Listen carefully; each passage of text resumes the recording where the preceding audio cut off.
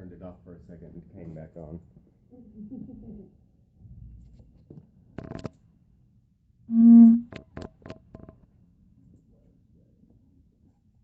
Okay, welcome to the Green the Vote meeting. I've been told that I get a bit long-winded up here, so I'm going to try to keep it to a minimum today and just cover what needs to be covered.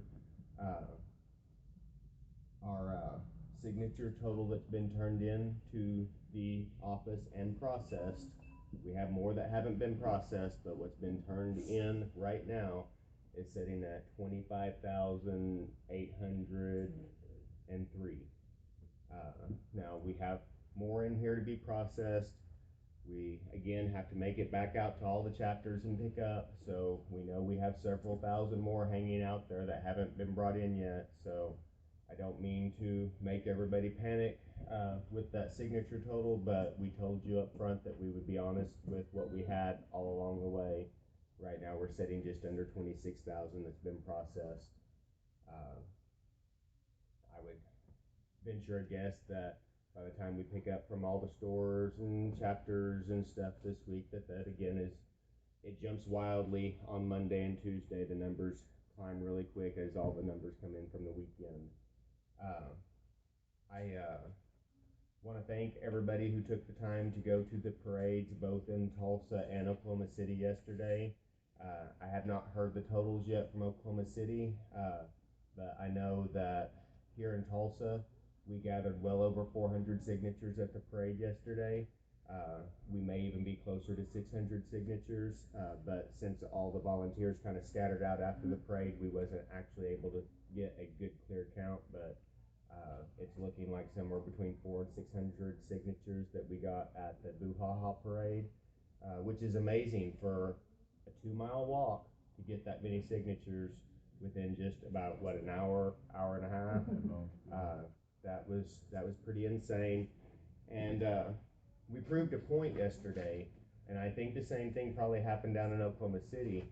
People told us that we were wasting our time going to an event where people was going to have their kids, that people wasn't going to want to sign our petition if they had their kids with them, and we proved them wrong, because people were flagging us down, they were waving their arms, they were running out in the street in the middle of the parade to stop us and sign our petition yesterday.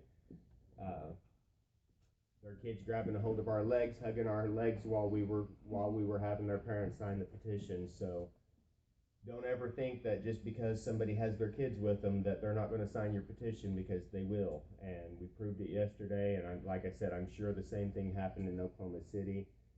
I want to give Oklahoma City a big shout out for doing everything they did yesterday.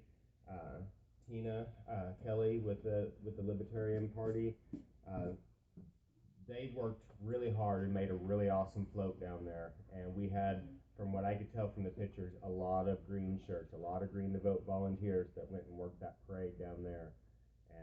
And that's what we got to do. You know, yesterday with those parades, we opened ourselves up to a lot bigger audience. There was people that hadn't seen us anywhere else that seen us there. They know about us. They're looking for us. So, big deal.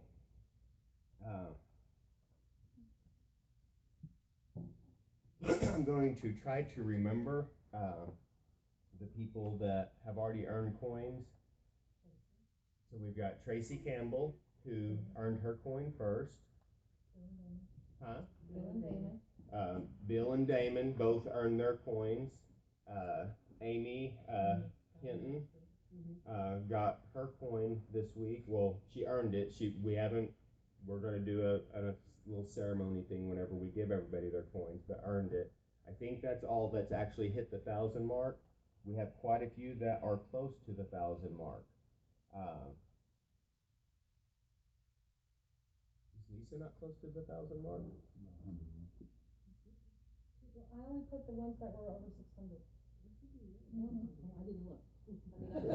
I'm suspecting Lisa Franklin is really close to hitting her 1,000 mark. Rick Franklin is at 644 right now. And again, these are what's been processed, so you all may have more signatures that haven't been processed yet. Clint Brothers has 958 signatures right now, so he's dangerously close to earning his coin. Diane Henderson, what's been processed here in the office, has her sitting at 825 signatures, so she's probably getting really close. She probably has enough petitions on her right now to put her over the top. I myself am sitting at 728 signatures.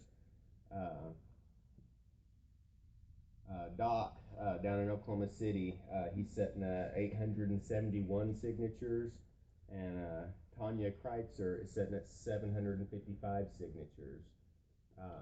So yeah, that's good news. Lisa's at 885, so yeah. You missed me too. I'm over 600. So those are good. That's good. You know, it's great that we've got people approaching those marks, and I'm sure as more people get proactive about sending their signature sheets in, that these numbers are going to climb really quick. I have seen in a lot of the chatter on Facebook that there's a lot of people that haven't sent their stuff in yet. Hopefully those start to come in. We've pressed upon everybody how important it is to send them in.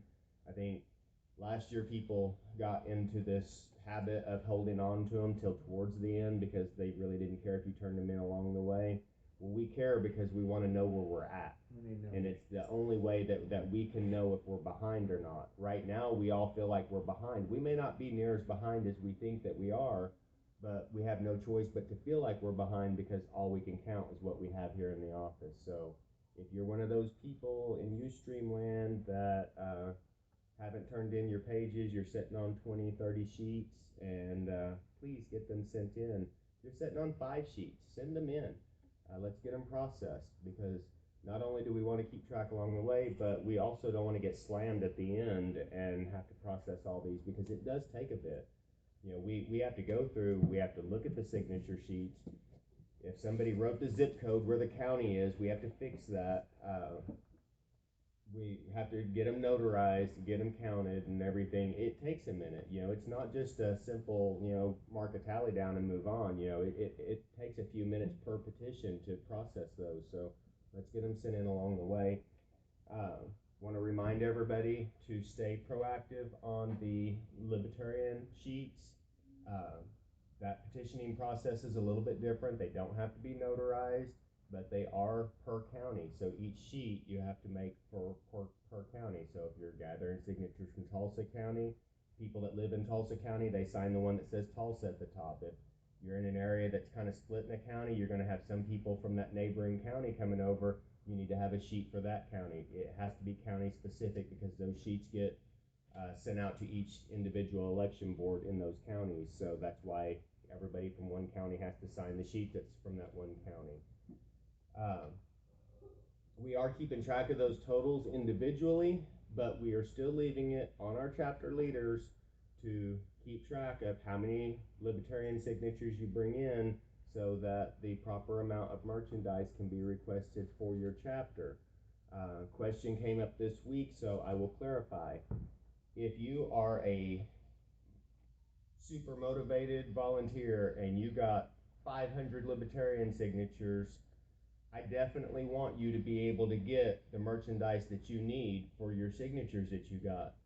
But I don't expect that you as an individual need $500 worth of merchandise. That's why I'm requesting that it go through your chapter leader so that you can let your chapter leader know, listen, I'm turning in 500 signatures to you. I personally need 2 t-shirts, a banner, a flag, whatever it is that you need.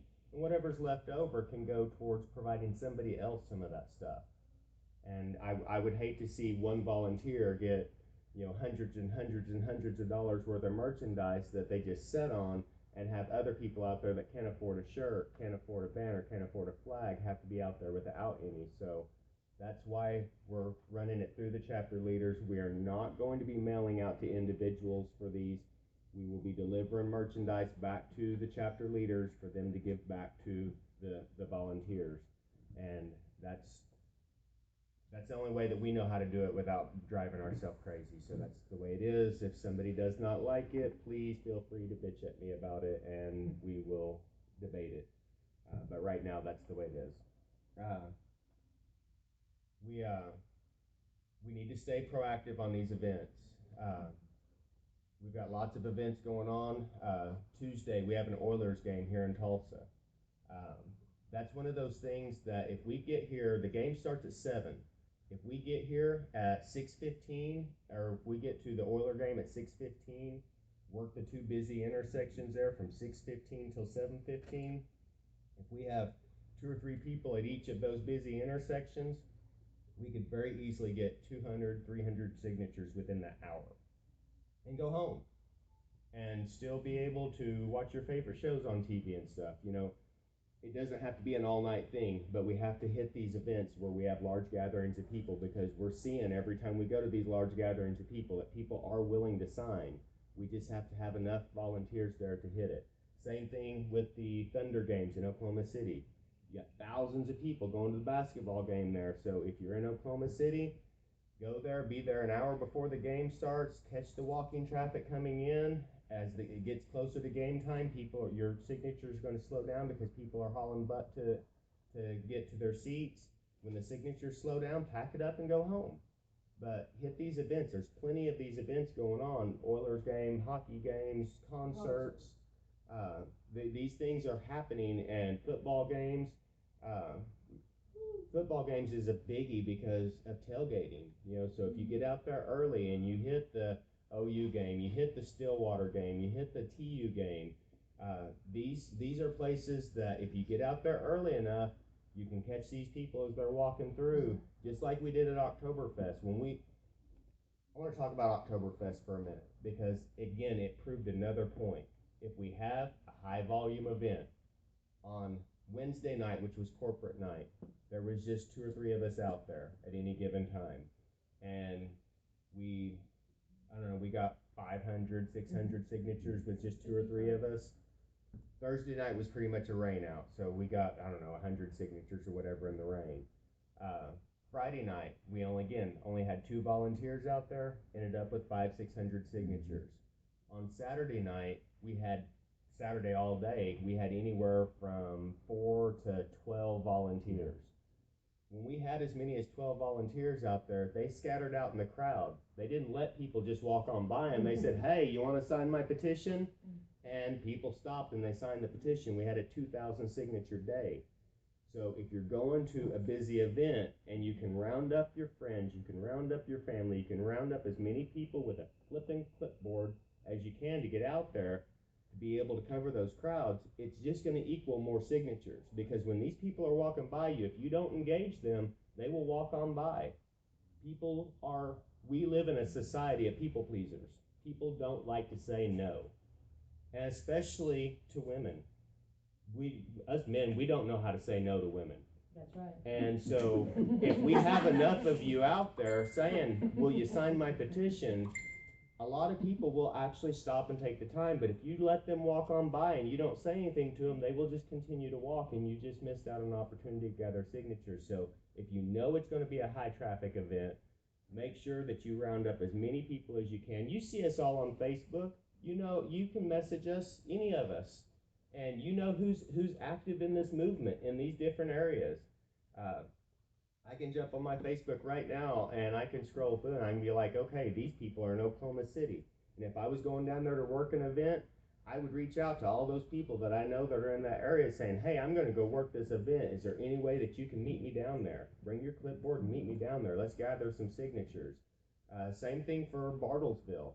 I know who's active in Bartlesville because y'all post pictures. I see it. And everybody else sees it. So if for some reason you're going to Bartlesville to go do something that's up there, reach out to the people that you see that are in that area and say, hey, I need your help. And I'm not saying just reach out to them in a random thread on Facebook. I'm saying hit the instant messenger. If you don't get a reply from them, hit the call button on the instant messenger. Round them up, get them out there and make it happen, because we got to take advantage of these big events. We're still having issues here in Tulsa getting enough daily petition sites up. And I'm not letting it discourage me. We're not letting it discourage us, but we definitely have to get more people working these busy intersections in Tulsa, specifically Quick Trips. We talked about it last week. Quick Trip's a smart company. They put millions of dollars into research to figure out where to put their stores at to get the most amount of people in and out of their stores. They've already done the math. They know they are in these busy places. We know how to work it. We know that they're not going to give us crap if we're in the public easement. We know if the manager does give us crap, who to point them to get them straightened out. We need to take advantage of these stores. And I hate to put it that way, but it is taking advantage of them. They can't stop us. They're not going to stop us. We need to have people setting up out there, if for nothing else, during rush hour traffic. You know, I know that most of y'all have jobs and stuff. You can't spend all day out there.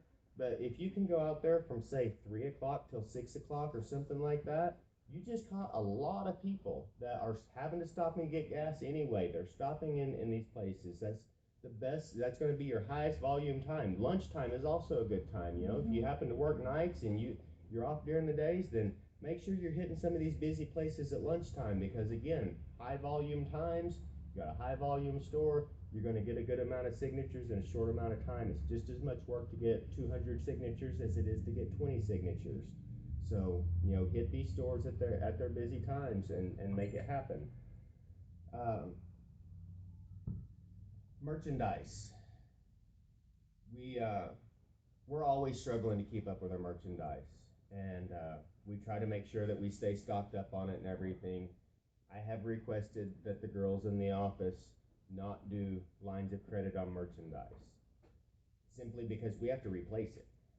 And so if we have $400 or $500 worth of merchandise hanging out there because we supplied to a whole chapter in hopes that they would sell it and get the money back to us, and they are taking a long time selling it, we're just without that merchandise. And we may have people that have placed online orders that are having to wait for their merchandise until we actually can fill the order.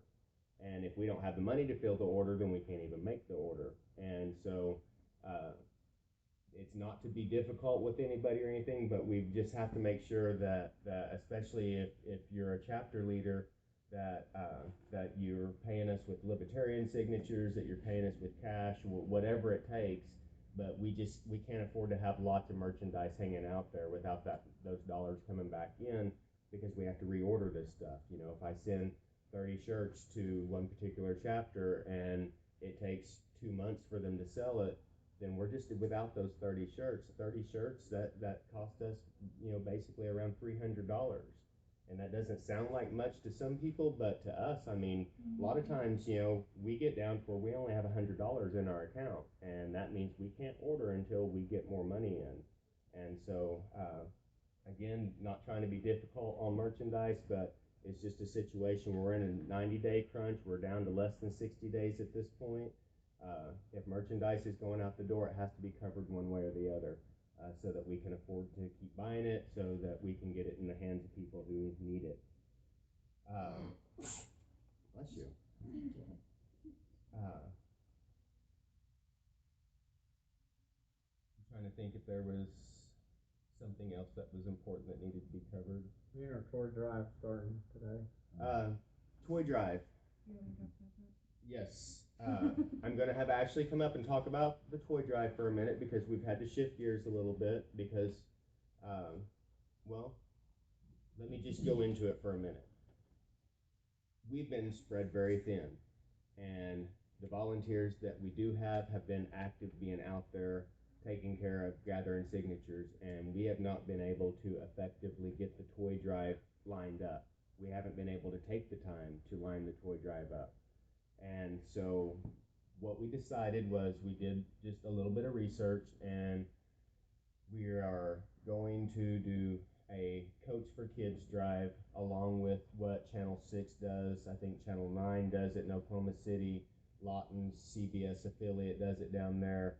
So basically, it's going to be a Coach for Kids drive that is going to make it much easier for us to just gather any coats, new or used, If they need to be mended, they will do the mending. They will dry clean them. They'll do everything that needs to be done to where each place can gather the coats. We can count the coats and we can turn them into the local place to get them dealt with. So I'm gonna have Ashley come up and talk about that for just a minute because the coat drive is gonna be her baby, and so all the questions are gonna be directed towards her on it. We are still talking about possibly doing a small toy drive up here in Tulsa because we'd made a promise to the Baptist Owasso Baptist Children's Home. So Okay, so like Isaac just said, in Tulsa, we did make a promise to the Owasso Baptist Children's Home already, so we are gonna make good on that. In the Tulsa area, we are gonna do a toy drive. In the surrounding areas also, and then statewide, if you do get toys, we'll take them. We're not saying no, but I'm gonna reach out to Addison and Vicky, who I know is watching, and Letitia, and you guys are gonna kind of help me a lot and be responsible for your area. Here in Tulsa, we'll take coats and we'll take toys as well. But here we drop them off to Yale Cleaner. In Ardmore and Lawton and Oklahoma City, I haven't figured out exactly where you guys are supposed to drop them. I'm sure you know. But if you'll get on the affiliate website, like here it's newson6.com, and I'm sure it's probably newson9.com or whatever it is in your area. They have flyers already pre-done, so we can just print those out and put them up at the sites. We don't have to design anything for them. And then I will email them to let them know that we're doing it. And then at the end, I will email them to let them know how many coats we turned in. Because that's the way you make the news. You help them out, they help you out. So we're going to try to help them out a whole lot with a lot of coats. And then hopefully they'll help us out some more by putting us on the news. But long story short, get a big box, throw the coats in there. Don't worry about them. You don't have to clean them. You don't have to mend them. You don't have to do anything. Now here we drop them off at Yale Cleaners and they do all that. So I will be in touch with you soon to let you know where to download stuff, where to drop off your coats, and then I'll need you to get back with me about the number of coats you get. Bye, Ustreamland.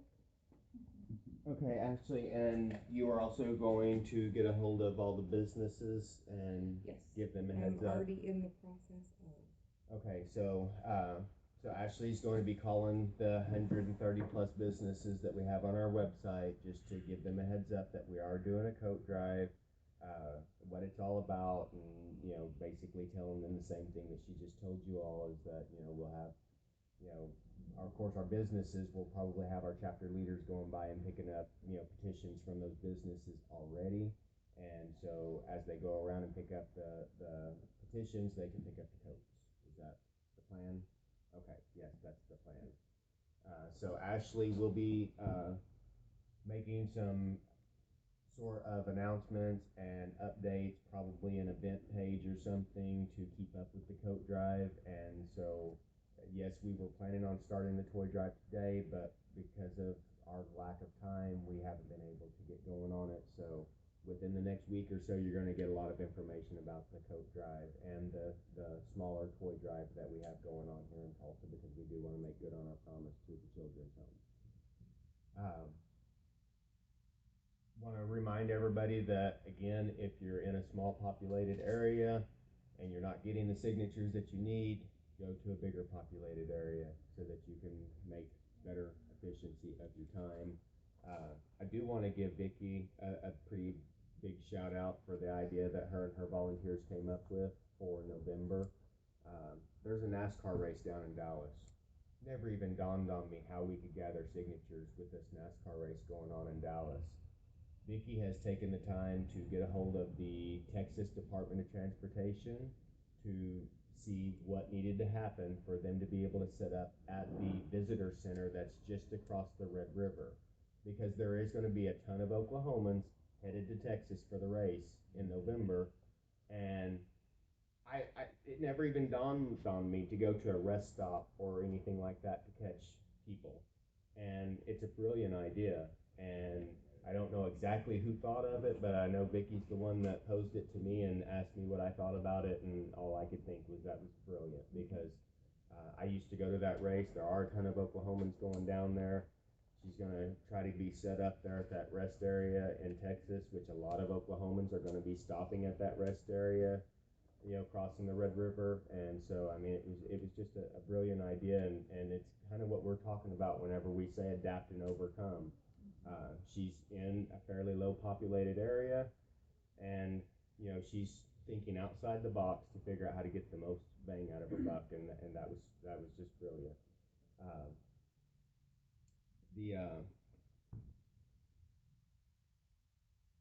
just lost that thought. Veterans Day Parade.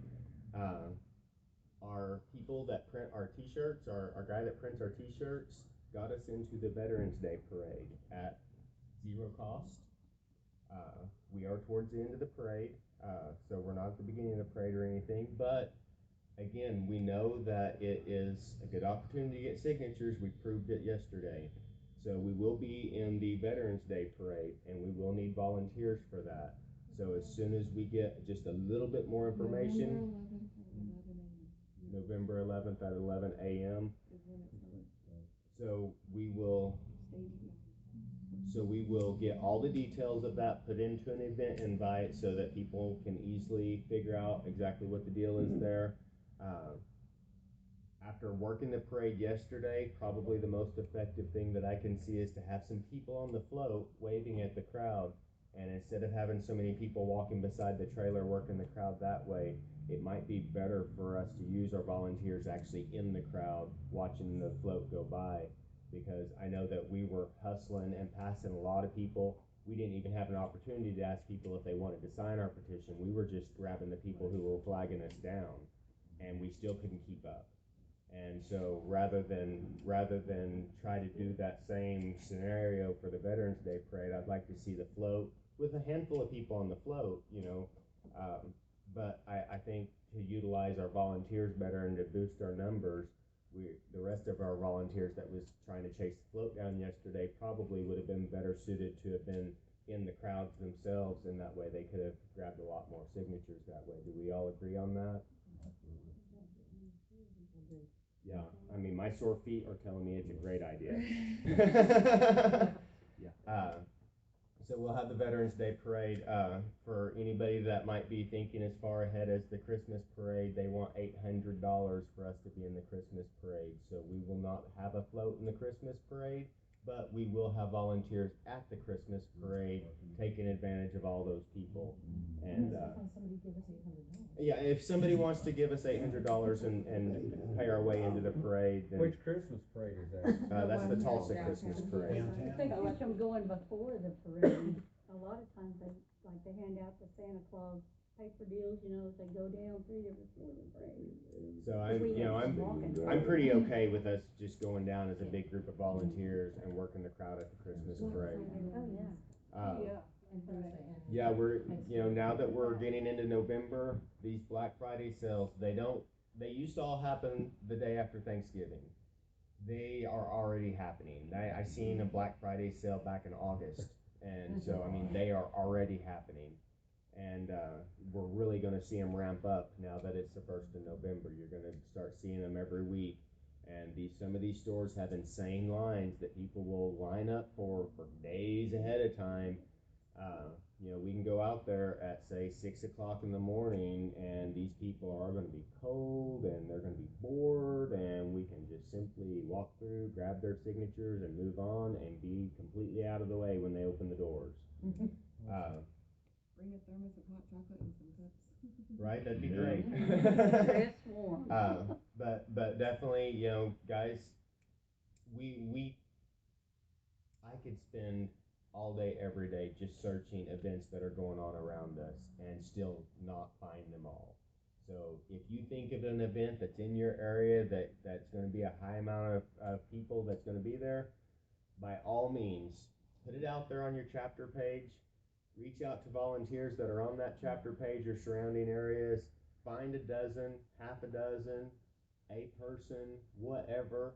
You know, there's been plenty of events that me and one other person have gone out and worked where we could have used a dozen people, don't get me wrong, but just because we didn't get a dozen people, we didn't let it stop us. We still went out there and worked the event. We still got a buttload of signatures and was still very effective. So just because you can't get enough volunteers to commit, don't feel like you need to throw it out the window. Go out there and cover it. Even if you are by yourself, go out there and cover it. Unless it's a dangerous event that you don't feel comfortable being by yourself. I absolutely don't blame anybody for not going to, say, a rap concert by themselves. How did that go? I didn't even. Somebody else covered it though. Oklahoma City covered it. Oklahoma City did cover it. There was a little bit of drama that I seen went down about there was a insane clown posse concert or something, and so there was a little bit of drama went down because one of the volunteers didn't want to go out there by herself, and I don't blame her. These are not her people. And so it's not a place she felt comfortable going by herself. Not that she wasn't willing to go, she just wasn't willing to go by herself. So, I mean, there's lots of events going on. Please, you know, grab as many people as you can, go to these events. If it's a place you feel comfortable and you're by yourself, go by yourself. I've done it myself plenty of times. Lots of us have, and it's still effective. Obviously, it's a lot more effective if we have more bodies covering the crowd and planning. You know, if you don't plan something a couple of weeks in advance, then you can't be upset whenever you start reaching out the day before and can't find anybody to go to it. So if you know that you're going to go cover the Oilers game or the Thunder game and it happens in 2 weeks, start reaching out now. Start lining up your volunteers now. Because if you wait until a day before or a couple of days before and they already have plans to go sit up here and go sit up there, they're not going to change their plans. They're going to follow through with what they planned. So you planning early enough, and don't wait for the chapter leaders to plan everything. Don't feel like you have to be restricted by your chapter leader to go set up. The only thing you have to deal with your chapter leader on is turning in your petition so that they can get them turned in. But if you want to go work an event, go work it. And if your chapter leader has something else planned that day, let them go do whatever they have planned. There's been plenty of times where we've had events going on Sunday where a lot of our volunteers went to the event without us because we were still here conducting the meeting. And I'm okay with that. You're out there, you're getting it done. And so don't feel like you have to ask for permission to go work an event. Go work the event. And Hit these high traffic areas. You can mail your own petitions in. And yes, you can mail your own petitions in. You know, a few people don't like their chapter leader. It's okay. You don't have to like your chapter leader. We got a P.O. box. You can mail it to us. You know, the chapter leaders are put there to help you. And if you don't like your chapter leader and you don't want to work with them, I'm cool with that. Your chapter leaders are cool with that. They don't care. They're just there to help you. And if you butt heads with them and you don't like them or whatever, you can mail your petitions directly to us. You just have to have them notarized before you send them in so that we can have them. One thing that has happened, it's happened in several areas of the state, no specific region, is we have had volunteers tearing the signature sheet off. And stop it. There's a reason that we spent the thousands of dollars that we spent and spent the hours and hours of time stapling all those petitions together. It's because the Secretary of State made it very clear to us that the petition, the signature sheet needed to be attached to the petition. That way, as you're gathering signatures, if somebody wants to read the petition, they have it there to read. That's what makes it legal. And so for whatever reason, you're separating these. I know they did it last year, but we're not last year. We're this year. And we did the research. We talked with the Secretary of State to find out how to do this correctly. This is doing it correctly. Keeping them together is doing it correctly. So don't care where you're at in the state, what chapter you're from, what region you're from. they need to stay connected. That's just the right way to do it. And I'll post that up when I get home tonight. So Rick will post that on Facebook throughout the chapters and stuff to let everybody know. And again, I'm not calling any particular region out because I've seen it happen from several different regions. And so it's not just one place that it happens. And I can only assume it happened because these people helped last year with the other petition that happened last year, and the other petition that was last year was a signature sheet that most people had. Most people didn't have the petition; they just had the signature sheet. But that, we found out whether it was right or wrong last year. It's wrong this year. You have to have it all together. So let's keep it all together. Time change happened last night. Just completely snuck up on me. I had no idea. Haven't been home exactly to watch the news. To catch rush hour traffic, you got to have some light.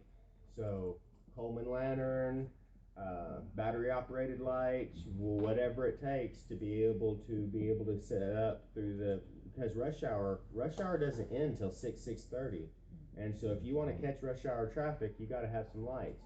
I went to Lowe's and got the 2 bulb fluorescent one and 2 bulbs. It was under $30, and you can plug it into an inverter. So yeah, you can use an inverter in your car to run some fluorescent lights. Rope lights. LED rope lights. LED lights. Yeah, like the 3 set I bought at Arbor Freight. Those 3 lights actually completely light up the inside. And that's battery operated. Those are battery operated AAA. So battery operated LED lights. It will take a little bit of money, but not a bunch. How much were those lights that you lit up your tent with? $12. $12. $12. I don't know if y'all seen the pictures of Rick's tent that night that he lit it up, but I was pretty impressed that it was as bright as it was because it was pretty bright for a battery operated light. Yeah. It is doable, and it does catch attention to have your tent lit up. It does catch attention at night. I was out there for about an hour and a half after dark and got about another 50 signatures. So 50 signatures within an hour and a half because he had his tent lit up. I personally have a Coleman lantern that I'll probably be using some. I've also got some battery operated lights. I bought some black lights, some battery operated black lights, but they're just not bright enough. They just don't have enough lumens to make it happen. Again, high traffic times. I haven't tried any petitioning early in the mornings. Have any of y'all tried to hit rush hour in the mornings? I really honestly didn't think rush hour in the mornings would be good because everybody's running late to work and they're not going to take the time to stop. Not everybody runs late though. Not everybody's like You that. wouldn't know it down 169. So I think we have a volunteer. I think Bill's volunteering to test it and let us know how morning rush hour goes. A good spot, but yeah. That's pretty much the extent that I had of things to talk about. Is there any questions? Is there anything come in from Ustream that has any questions? Anybody in here have any questions? Jamie, did I keep that short enough? Are you bored? I was actually doing something like that. You kept that to about 45 minutes. Okay, guys. Well, in an effort of not boring anybody, I will go ahead and wrap up the meeting. And again, if you have any questions after you get home, something you thought about, feel free to hit us up. You can hit me up. You can hit any of us up. Any of us will answer your questions. We're all available. If I don't answer you back within a few minutes, I will get back to you. Every now and then it might take me a day or two to get back to you. Unless you send me a message that says, "What's up?" I may not answer you for a week. But if you're specific with your question, I will get back with you. But if you just ask, "What's up?" a week later, I'll be like, "Not much." After December 29th, I'm gonna tell you, not much. So, appreciate it, and keep it up. Keep up the good work. I definitely want to thank each and every one of you for every effort that you make. Whether you're in a high population area or low population area, every signature that you're gathering is helping, and so don't get discouraged. It's tempting to get discouraged at times whenever you don't have a lot of volunteers stepping up to help you. Don't let that discourage you. We have had moments with Green the Vote itself where there was only 2 or 3 people that actually showed up to a meeting. And we kept going, and this thing has turned into a huge snowball effect and has gotten huge. So just because you have a down week where you don't have people stepping up to help you, don't let that discourage you. Let it build a fire under you. Know that you just need to be able to make that much more contact with people and get other people as fired up as you are, so that you do have some help. And do not rely solely on Facebook. If you're a chapter leader, you got phone numbers. We have a volunteer list of volunteers that are across the state, and you can call them, you can send them text messages, you can get a hold of them and be able to get other people on board with you. If you are somebody who's just helping a chapter leader, you can get access to that same spreadsheet and be able to help make those phone calls to help fire people up. If I can, Comment on them. Yeah. Contacted people. but also like we did with Tulsa, we did Oklahoma City and so forth, is it helps to send messages, post it out on the chapter pages in the surrounding counties too. Be surprised how many volunteers, as we found out, will step up and come in. Right. If there is an event going on, reach out to the surrounding counties around you whenever you're posting stuff. You know, if you're planning on working the Oiler game here in Tulsa and you want more people to show up, reach out to Creek County, reach out to Osage County, reach out to Wagner County. These are all counties that are close enough to drive into you and help for a little bit, so reach out to them.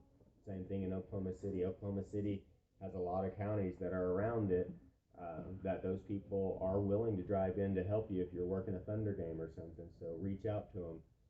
But work the phone list. If anybody needs access to the phone list, they can call the office. What's our office phone number? 918-794 0106 is our office number.